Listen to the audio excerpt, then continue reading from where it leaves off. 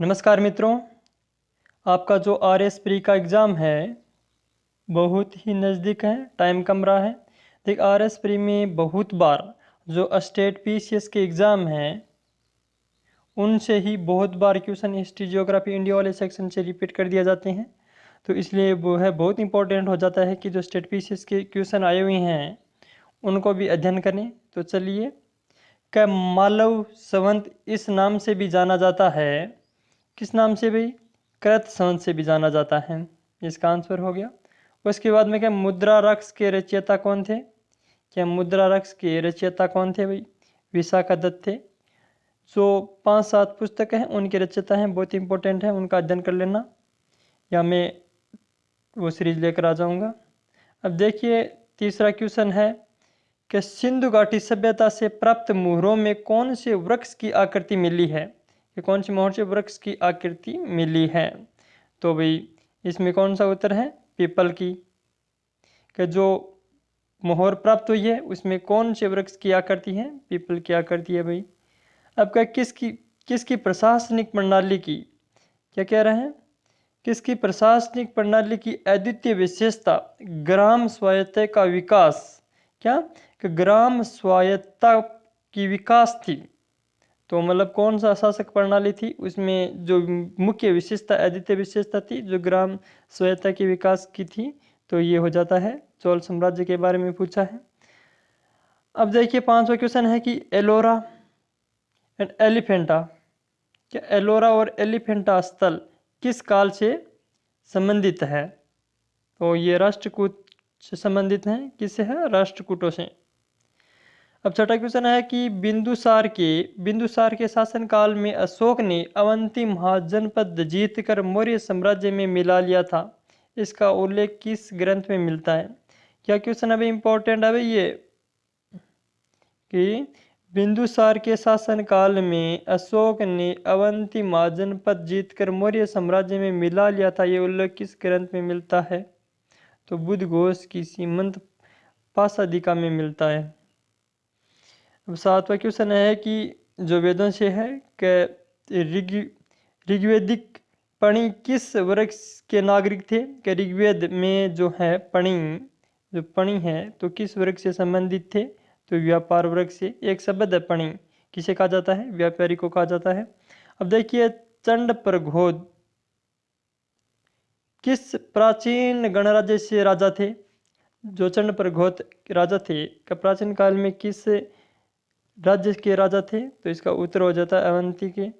कौन से थे भाई? अवंती साम्राज्य के राजा थे चंड प्रघोद। उसके बाद में क्वेश्चन है कि कालिका पुराण किस धर्म से, क्या है, कालिका पुराण किस धर्म से संबंधित है? तो ये उसका उत्तर हो जाएगा 7। 10वां क्वेश्चन है कि प्राचीन काल में किस वर्ण को सार्थवाह भी कहा जाता है? किसे कहा जाता है? वेश्य को।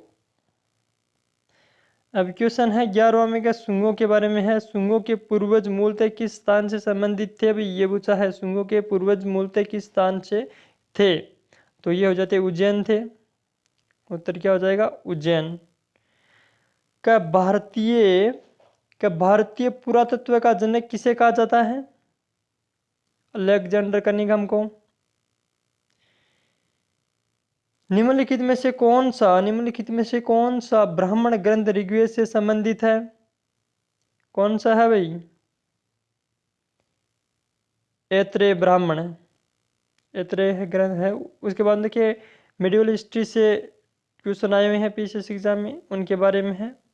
तो देखिए कि किस चंदेल राजा ने मोहम्मद गजनी का सामना किया था? तो विदाधर ने किया था। आंसर हो जाएगा विदाधर ने। अब क्या चचनामा के अनुसार 6वीं और 7वीं शताब्दी में सिंध देश की राजधानी क्या थी? क्या चचनामा के अनुसार 6वीं और 7वीं शताब्दी में सिंध देश की राजधानी क्या थी? तो अरोड़ थी। उसके बाद में मुगलकालीन ग्रंथ मासिर ए आलमगीरी किसकी रचना है भाई? साकी मुस्तैद खां की। क्या है? ठीक है दोस्तों। उसके बाद में चौथा क्वेश्चन हो जाएगा मध्यकाल से है। मध्यकालीन भारतीय इतिहास में पन्नी उपान्ह का उल्लेख किसका संदर्भ में है? तो ये जो है सूर्य से हैं, जूते से संबंधित शब्द हैं। निम्नलिखित में से तारीख ए फिरोजशाही की रचनाकार कौन थे भाई? उसमें देखिए दो को माना जाता है, शम्स ए सिराज अफी और जियाउद्दीन बर्नी को, दोनों को ही कहते हैं। उसके बाद में शेरशाह का उत्तराधिकारी था, शेरशाह का उत्तराधिकारी था कौन था भाई? इस्लाम शाह। सातवां क्वेश्चन देख लेते हैं। गाजी मलिक क्या है? गाजी मलिक किस वंश का संस्थापक था? देखिए गियासुद्दीन तुगलक के बारे में पूछा है, तो तुगलक वंश हो गया, गियासुद्दीन तुगलक। और उसके बाद मोहम्मद बिन तुगलक, बाद में फिरोज शाह तुगलक, तीन शासक आते हैं। कौन से? गियासुद्दीन तुगलक, मोहम्मद बिन तुगलक और फिरोज शाह तुगलक। तुगलक इसके तीन महत्वपूर्ण शासक हैं। उसके बाद में आठवां क्वेश्चन है कि 1194 में चंदावर के युद्ध में मोहम्मद गौरी ने किसे हराया था? तो ये जयचंद था। ये तो इम्पोर्टेंट हो ही जाता है। राजस्थान जो RS प्री का एग्जाम है कि दिल्ली सल्तनत के किस वंश ने सबसे कम समय तक शासन किया था? जो दिल्ली पर शासक आए थे, गुलाम वंश आए, खिलजी आए, खिजरा वंश आए, तुगलक आए, लोधी आए, उनमें सबसे कम किस शासक यानी वंश ने किया था? तो खिलजी ने। ये कब से कब था भाई खिलजी का? 1290 से लेकर 1320 तक का टाइम था। इसमें जलाउद्दीन खिलजी और अलाउद्दीन खिलजी थे। जो जलाउद्दीन खिलजी थे ये 1290 से लेकर 96 तक थे, और फिर अलाउद्दीन खिलजी 1296 से लेकर 1300 कितना तक 1316 तक शासक रहा था। बहुत ही इंपॉर्टेंट शासक था ये। अब क्वेश्चन देखिए 10वां आ जाता है, आइन उल मुल्क मुल्तानी ने इनमें से किस शासक के अधीन सेवा नहीं की थी? ये क्वेश्चन है। आइन उल मुल्क मुल्तानी ने इनके किस शासक के अधीन सेवाएं नहीं की थी? तो मतलब 4 पॉइंट है, तो इनमें 3 के साथ तो की थी और 1 के साथ नहीं की थी। ठीक है दोस्तों, इसका उत्तर इल्तुतमिश हो गया। अब मॉडर्न हिस्ट्री से पूछ रहा है कि महात्मा गांधी ने दांडी यात्रा किस आश्रम से प्रारंभ की थी? साबरमती आश्रम से की थी। उसके बाद में क्वेश्चन है कि डलहौजी की व्यक्तिगत सिद्धांत के अंतर्गत विलय करने वाला सबसे पहली रियासत कौन सी थी? आंसर हो जाएगा सतारा।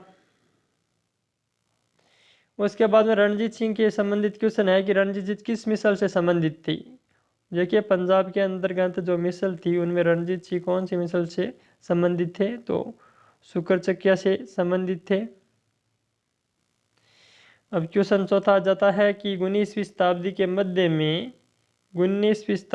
मध्य में भारतीय राष्ट्रवाद पूर्णावस्था में थी।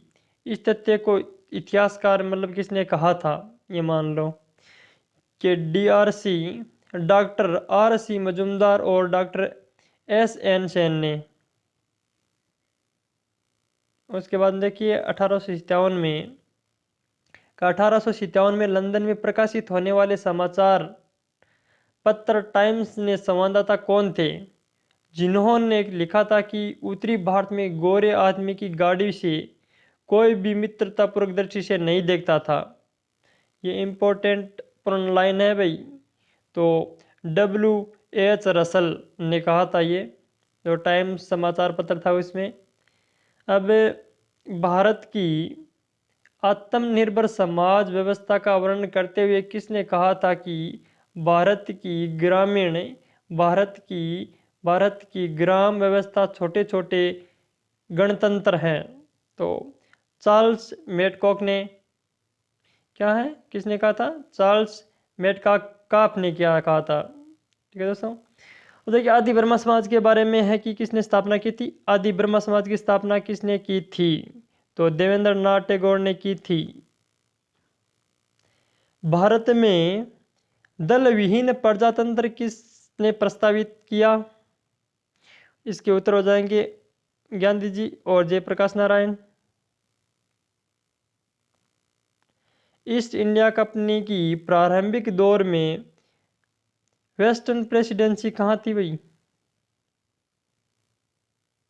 आंसर हो जाएगा सूरत ए।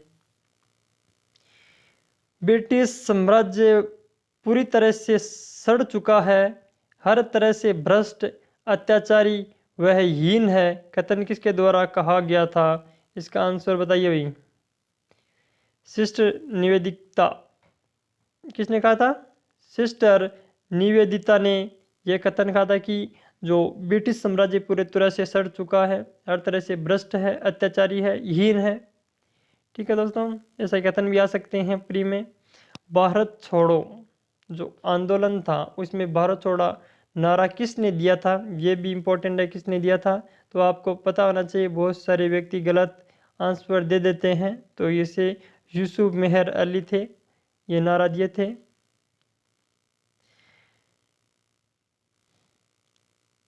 राम मोहन राय को राजा की उपाधि किसने विभूषित किया?